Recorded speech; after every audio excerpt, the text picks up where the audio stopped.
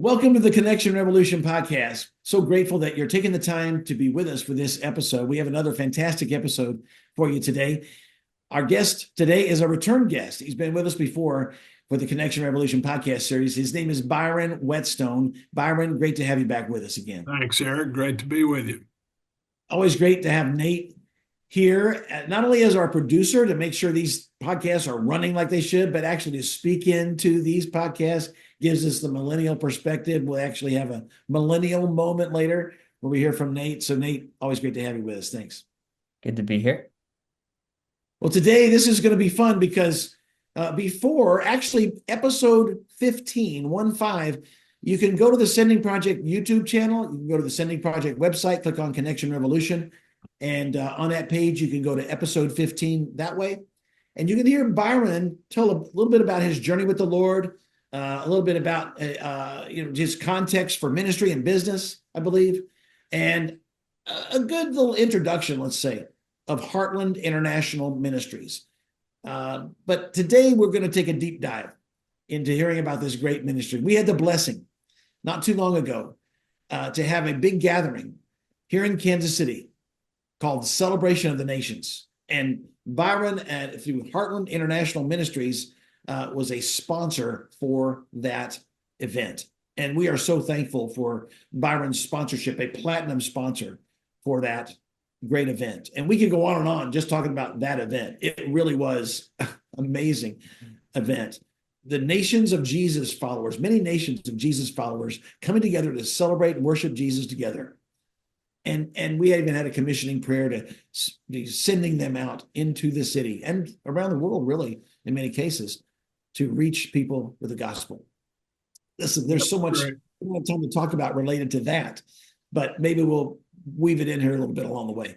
But Byron, I just invite you today to give us a little context. Introduce yourself, give us a little context of your, there's the coffee, there's the global ministry, there's the business. Just give us a little context about yourself and then dive right into telling us about Heartland International Ministries, this great ministry. Yeah, well, I appreciate again, Eric, the opportunity to share. You know, I've been pretty much a businessman all my life. And then, 17 years ago, I was approached about, maybe taking over the coffee house mission ministry at Homer's Coffee House. I didn't really know what I was getting myself into there, but over the course of these 17 years, we've been so fortunate to share the gospel and plant churches. And of course, we still meet churches there every week. Currently, 3 churches meeting. One is called The Table. They meet on Sunday night at 6:30. One is called Harbor Church. It meets at 6:30 on Thursday night. And then the church that we call Homer's House Church, that meets every Sunday at 10:30 at the coffee shop. So it's really fun. So I'm minding my own business there, just doing what God had called me to do. And I use that word calling because that's what happened. And I didn't realize that there was a guy there who was kind of watching. Wanted to find out about me, wanted to, sort of check me out, if you will. And that guy happened to be the founder of Heartland International Ministries, Fred Cornice. And over the course of probably 10 years, he invited me to do a training for his board. He invited me to be the keynote speaker at a HIM retreat. And then 8 years ago, he asked me if I would be his successor. I, again, sort of similar to Homer's, didn't have any idea what I was getting myself into, but certainly felt a nudge that maybe this is something that God was asking me to do and to serve. And it's taken me every bit of those 8 years to understand what global really is. And I've since that time traveled extensively on mission globally. And I mean, it's super humbling to see the level of poverty around the world, and in places that you would imagine are first world countries, and they are, like the one that comes to mind for me right off is India. India on one corner is beautiful skyscrapers with all of the great names of high-tech companies, Oracle, Apple, Facebook, whatever you name it, the big, skyscrapers are there. And so clearly those companies are employing great numbers of locals, in technology positions in Delhi, India. And right around the corner, you might see 2,000 people living in huts, no Mm, electricity, no running water, mm, and no job, no social safety net. And so the juxtaposition is just, extraordinary. And yeah. so now that is the mission that we're on, and that is to try to prevent the exploitation of women and children, to try to prevent or find unique solutions for global impoverishment, and do so by providing business funding, by providing education, and of course you have to provide humanitarian aid, but humanitarian aid only gets you to the step that they can have poverty as something they can overcome, as opposed to always giving people fish. We want to teach them to fish so that they don't always have their hand out looking for a gift. Amen. And it's been, pretty humbling, I can assure you. Yeah. Byron, I want to ask you to share some stories with us here in a minute, but I just feel led to ask you, how's this impacted your life? You've been serving, you've been, very, I'm sure, sacrificially giving of your time and other resources. But this is how God works. I know over the years of ministry that when you're in the midst of serving Him, He blesses you beyond what you could imagine. So I'm assuming that's what's happening with you. But just make a comment or two about that. What this been like for you, just your own life with Christ along the way with all this?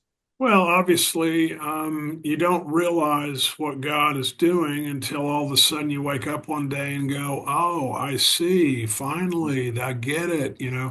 But you can't understand the economics of God without understanding that you have been given more than you can even imagine. Mm, And so if you could carve out of your wallet $10, $20, $100, $500, mhm, that money is so amazingly compounded.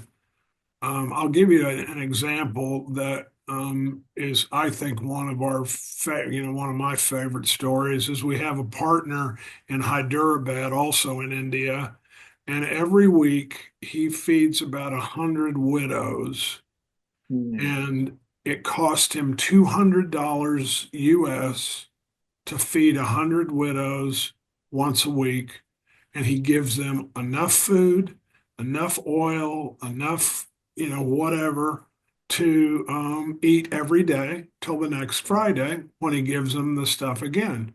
mhm, So think about $800 US and mhm, compare that to what you could do with your $800 US. Maybe that's your car payment. Maybe that's what you spend at, your utility bill when you got 10 inches of snow on the ground. I don't know, but $800 US to feed 100 widows every week, I think mhm, is a pretty extraordinary amount of return on your investment, if you understand my point. mhm. Amen. Amen. So, Byron, thanks for sharing that. I know there's so much you could talk about. Before we dive into some more stories, t- I think you've told me this before, but I don't remember. How many different nations is HIM connecting with right now in ministry? 16 countries around the world. 16. And Wow. actually, we're under a really sort of my self-imposed mandate. If we're in 16 countries, why can't we be in 32? And the Mm, logic would say, well, if you're in 32, how are you going to raise enough resources to support all the people in those 32 countries? And I would say it like this.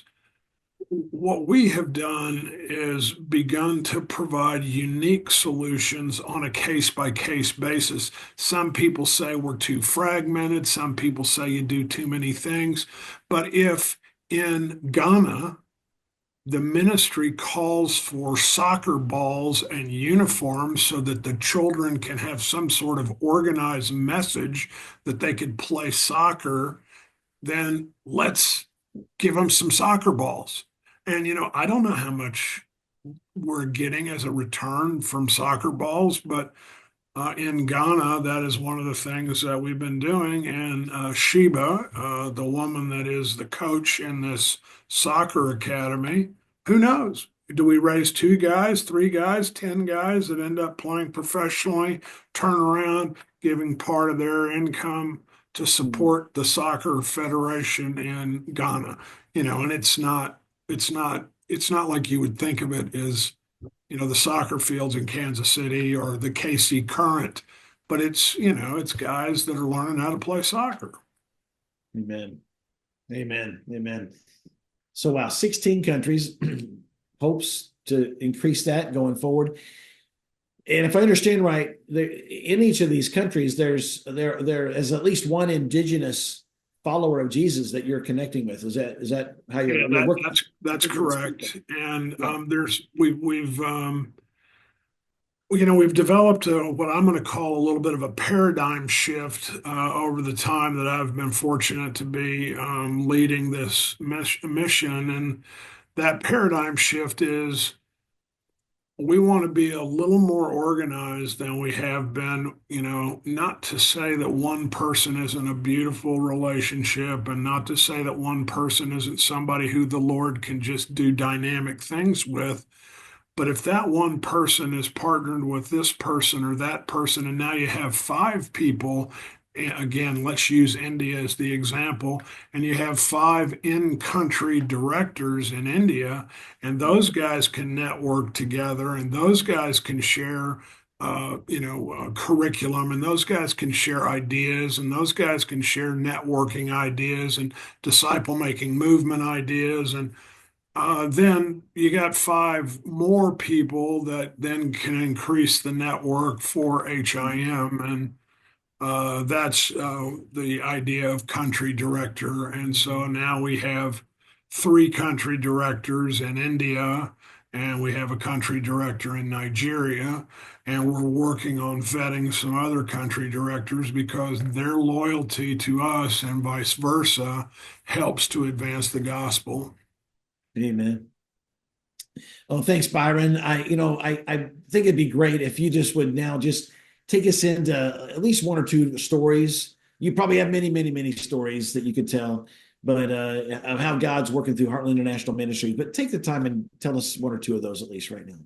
Well, we didn't really connect on this until just recently, but most of the things we have done globally to support our partners really related to helping protect the vulnerability of women and children from being exploited because poverty creates, you know, yuck.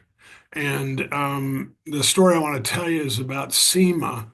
Uh, Seema is a young woman in Bangladesh, and our partner there knew Seema, but somehow he came aware of Seema that being kidnapped and was effectively incarcerated with some guys who were trafficking young women.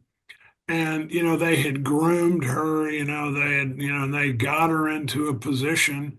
And the greatness of this story is that's just one young woman, but this pastor, along with some colleagues, invaded the traffickers' area, basically kidnapped her back and Wow. put her in protection, in the good guys. And you start thinking, I mean, here's a 14-year-old girl, she doesn't have anything except vulnerability, period. And she was just this close to being, a profit center for this, deranged, guy who, was going to sell her and, gain financially from it. but we were able to help her get out. And so that's a really powerful story for us. And, likewise, we had a guy that we came into contact through our partner in Pakistan, and his name was Shazad. And Shazad actually grew up on one of the brick kilns in Pakistan because his grandparents had become indebted to the kiln owner. And so he and his parents were enslaved in the brick kiln, and they had to Mm. make a certain number of bricks every day or every week in order to sort of get their sustenance, their water, their food, a place to sleep, but they're slaves. And we were fortunate enough through our partner there in Pakistan to find out what the debt amount was.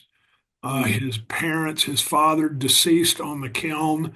And so to get his mother and his wife and her two children, their two children out of the brick kiln was like $1,800 US. And so we were able to scrape together $1,800 US and essentially buy their freedom. And again, it's about exploitation of humans. These guys are making bricks to advance the construction in Pakistan. They don't care about human life. They don't care about these people who are enslaved. And, Mm. Yeah. worse than that, the women, they were taken advantage of by the master or whatever whenever they wanted. Thursday I go down here to this one, and Friday I go to this one, and Tuesday I go to. I mean, it's really a sick, sick environment, and we were just fortunate enough to be able to help that family. Regrettably, there's hundreds and hundreds and hundreds, thousands probably of families to be resolved, and we're working with some other partners that are in that sort of Yeah. mission ministry directly, but because we knew that relationship, we were able to get Shazad and his family out of the brick kiln in Pakistan. Amen. Amen. Uh, Byron, do you have that either of those stories like on your website or at some level of write up or something? Yeah, yeah, I think both of them actually are. Okay, awesome. Those of you listening and watching, I encourage you to go to the Heartland International Ministries website, Heartland International Ministries. But what's the website now? It's like it's different than it used to be. What is it, Yeah, Byron? it's www.globalhim.org, globalhim.org. And the reason we changed that URL is because I think it's super important that people understand right here in Kansas City, here is a not-for-profit that's based here that's working around the globe to do things to advance this idea of ending exploitation of women and children for financial gain. And Mm. it is so amazingly prevalent. Yeah, I mean, in this country too, but you just can't imagine. I mean, if a baby is born in a village outside of Kaduna, Nigeria, they don't have a social security number. It's as if they were never born. A Mm. mother, out of necessity, could take that infant, say, I'm going to raise this till it gets to be a year old, and then I'm going to sell it to you, and you do whatever you want Mm. because I can't eat and I need that money to eat. And I mean, think of the Heartbreaking. tragedy of It's that. heartbreaking. It's terrible. Yeah. And Byron, this is you made this clear today, and I think this is clear on your website too. But that ministry toward helping those women and children who are being exploited is a priority. I think that's become like Yeah, it's central to our the mission. Yep, central. or one of the priorities, yeah, of Heartland International Ministries. So thank you for all you're doing. And then we think we can solve this or at least impact this by providing business funding. And the most successful scenarios we've had have been in India, um, where Hmm. we have been able to help some guys start businesses. You don't think of it very much. I don't know when's the last time, Eric, you spent $2,000 on something? Did you spend $2,000 on your Christmas presents this year? Hmm. That's a great question. I don't think it reached that high. Well, Maybe not too far from there if I add it all up, but no, it wasn't. I yeah, don't think. but the reason I asked the question is Yeah, not to put you on the spot, but that's for okay. $2,000, you can start an e-rickshaw business in India. You can buy, an electronic scooter, and you can give guys lifts for a fare, and that's a business. Um, you know, we just started a plastic injection molding business, and it costs $4,000, $2,000 to buy the plastic injection molding machine, and Yeah, $2,000 to buy the raw materials. And effectively, we've made plastic dishes, plates. Uh, in the old days, we might have called it Tupperware, but I don't know if anybody on the line here would know what Tupperware is. I But know what Tupperware is. Nate might not know. He's I do. one of I've the heard of younger it. guys. My mom had some, maybe. there you go. And Yeah. similarly, education is a gigantic component. And what we've just been so blessed the year end 2024. We were awarded a substantial grant from a long time a supporter, but we were able to provide sewing machines to six sewing tailoring schools, Mm. in India, both Hyderabad and Ranchi, in Pakistan, Islamabad, in Nigeria, Kaduna, and in Ghana. I said six, that was only five, but those sewing machines train young women in the art of sewing, tailoring, and Mhm. now they have a trade, and now they're not as vulnerable as they would be if they didn't have a trade. So Yeah. we teach them, we give them the chance to sew, tailor, and then we give them the machine, and Yeah. it makes a huge difference. And that's kind of like maybe toward the beginning of the continuum. If I think about that way, right? You're helping that woman be able to support herself in that work. Probably means very likely anyway. She's less likely to have to feel like she's going to give her child away Exactly. for economic reasons. And yet you're also involved in the other parts of the continuum too along the way in different parts. I think it's amazing what you guys are doing because you talked about rescuing a woman Yeah. from Yeah. this slavery situation, so And that's why the solutions are unique, yeah, because, yeah, we don't have just one thing because there is an individual, unique solution in every situation. And, yeah. one of my favorite stories, and I may have even told this the last time I was on, but we have a pastor that we've been in partnership with for 25 years in Ndola, Zambia. And this pastor has New Hope Community School, Pastor Christopher.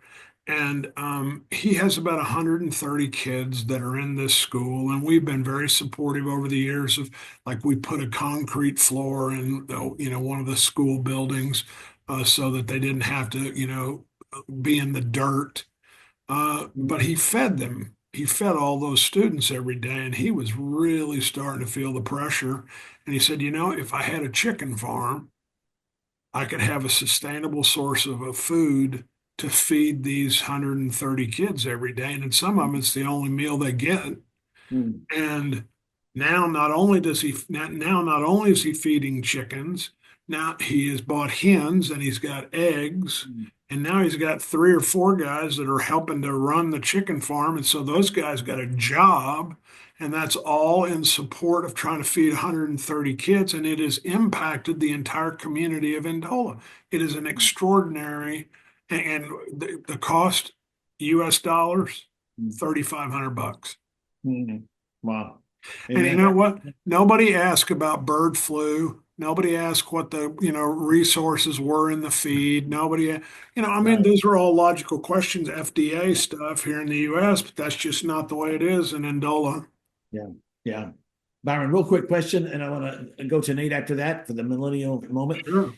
Um, these funds that you're providing for these businesses, these micro businesses around the world, is it usually grants or is it more of a micro loan or what's your approach with that part of it? Thus far, it's been grants, but we are working hard with a couple of existing micro lenders to partner so that we can leverage, Mhm. more resources. The challenge, of course, is the guy who makes beautiful pottery doesn't have a W-2, so you can't go down to the traditional bank in the U.S. Yeah. and say, "Here's my W-2. How much money will you loan me?" So, Right. there's just hurdles that you have to provide a solution to. Sure, sure. Yeah. Thank you so much. And thanks for all the great work you're doing. I look forward to continuing our journey with you, Byron, and Heartland International Ministries and Homers and just how the Lord leads and guides. It's going to be really wonderful to see how that all goes. But we are very blessed at the Sending Project to be partnering with you and journeying with you in these different ministry contexts. So thank you, brother, and we look forward to coming back to you in just a moment and hearing maybe some final words from you and some contact information if you want to share that for anybody who Yeah, wants to contact. thanks. But first, let's go to Nate for our millennial moment. Nate, man, Byron's been sharing a lot of powerful things. What are your reflections on what you've been hearing today? Yeah, I like what he mentioned earlier on and then kind of touched on through the stories of just the case by case, meeting people on a kind of case by case needs kind of way. And um, I just think that's sometimes what's needed to make the biggest impact, even if it's not as trackable because it's not, repeated over time. Like you kind of have to use some faith in that method because you don't always see all the different things that it impacts, but you know that, on a relational basis for these people in this place, they need this. And it would be good if they had that. And so we're gonna provide for them and meet their needs on a specific basis. And I just think I personally believe that's more of kind of how Jesus handled the people that he helped. He Mm, would yeah. see them and then he would speak into their life and their heart and he saw them in a way that he was able to do that and impact them and some people he said come follow me and some people he ended up saying go tell other people let me follow you and it's like no go tell your town so it wasn't always the same exact thing but it was what they needed for where they were at and so I just think that's I like that method I like hearing about those kinds of stories and it's just yeah it's awesome. Amen. Amen. Very customizable is a word that comes to mind. I mean, it's kind of the approach that HIM is taking, and it makes a lot of sense because it's also different and situational, customizable. So yeah, Nate, thanks for those great words. Byron, I just before we totally wrap up this episode, let's give you a chance to share any final words. It's been awesome, by the way. Really enjoyed hearing from you and just really encouraged to hear about what you're doing because and like you said before, and I just want to reiterate this that Kansas City, there's a ministry base right here in Kansas City that's doing the kinds of things you're doing not only around the world in our nation too. Perhaps you're focused on that. I don't know, but around the world for sure, and right here. So those of you listening and watching, you hear the tragedy that's happening in terms of women and children around the world being exploited, and here's a ministry right here based in our own city that is focused on helping people like that, and even doing ministry that helps prevent women and children from even being exploited. So I'm so thankful for what you guys are doing, Byron, and this sort of priority focus that God's brought you guys into. So we look forward to that partnership with you in the future of ministry around these things we've talked about today, but other ministry things as the Lord guides and provides. So, Byron, give us your final thoughts, final words, I guess, as you Sure. think about this episode. What would you say to people out there, especially about maybe getting involved or being a part of this ministry we're talking about Yeah, today? I would encourage anybody who's interested to contact me personally at Byron, Byron, at globalhim.org and, ask for time to hear about this, ask for another story. Clearly, we're supported exclusively by the gifts of, donors. I am not a paid staff person. And so yet this is what I give the bulk of my time to on a weekly basis. Um, we are planning 2 trips in 2025, one to Africa and one to India. And in that particular case, we're investigating in Africa a little bit bigger business to start a peanut butter factory because peanuts are the native crop in Zambia. And so costs a little bit more money to make peanut butter and have it be marketable someplace on the supermarket shelf, if you will. So those are maybe a little bit more ambitious. And as always, I would ask you to remember the values that we have at HIM. The first is to share the gospel. The second is to build communities both domestically and abroad. And finally, we just want to do the good works that God has called us to do. Amen. Amen, brother. Thank you so much, Byron. I feel like we could have weekly podcasts with you or bi-weekly or whatever, and we'd never run out of important things to talk about with you. So, man, thanks for all you're doing. And HIM, Heartland International Ministries, Homer's Coffee. We didn't talk a lot about that today, but that's an amazing ministry in and of itself right here in the KC metro area in Overland Park.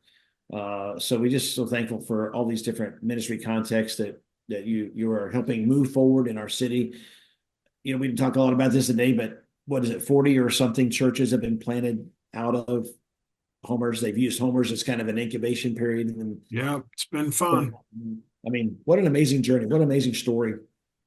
God's writing through you and Homer's, but also Heartland International Ministries. So, all right.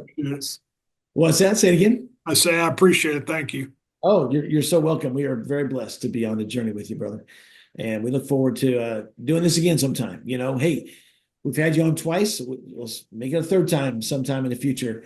I know you'll have great updates to share. So, and we didn't really have the time to get back to talking about Celebration of the Nations, but to those of you listening and watching, I just want to encourage you, go to the Sending Project website. You can learn a bit about it there. Scroll down a little bit on the homepage, click on Celebration of the Nations, go from there and learn. We'll get a video added soon, or you can go to our Sending Project YouTube account, check out the most recent Celebration of the Nations update video. It's powerful. Nate put it together, did a great job with it.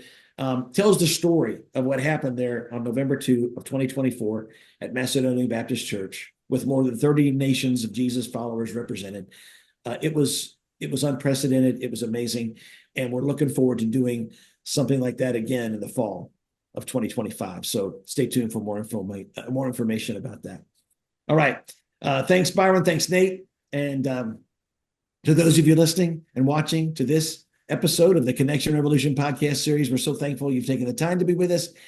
And we definitely look forward to when you're back with us next time as the Connection Revolution continues.